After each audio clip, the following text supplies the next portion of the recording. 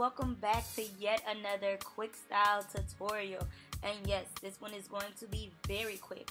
So I'm starting off with a perm rod set and quickly going through the process of how I take down my perm rods in order to create this style. Make sure that you subscribe, by the way, because you guys were asking for these quick styles. So now what we're going to do is go in and fluff out that set, and let's just cue to the next scene. Take a pick and go ham at the roots. Please do not pull all the way through because you still want to keep those defined curls. You're not going to need anything for this tutorial except for some good old-fashioned bobby pins. I opted for some ones that pretty much match the color of my hair. Now what you're going to do is grab one side of your hair. This is optional, but I did like the way that it looked if I kept like a small little kissy curl out on the side. So that's what I did, and I just separated a chunkier curl to make it smaller.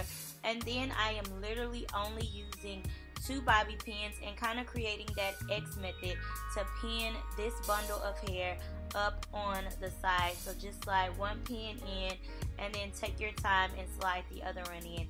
This should be fairly loose. It should not be tugging or pulling on your hair at all. Then go ahead and fluff it out some more. You're going to repeat these exact same steps on the other side of your head, pulling out the little delicate curl on the side and then pinning it up. And this is going to create a half mohawk, not a full, but a half. You could have done it all the way, but I kind of like this look on shorter natural hair because it almost makes it look like it's been pulled up into a ponytail. Then we're gonna just fluff, kind of get it to your desired look, and that's it, honey. Slay form, yes. As always, thank you guys for watching. I love and appreciate you.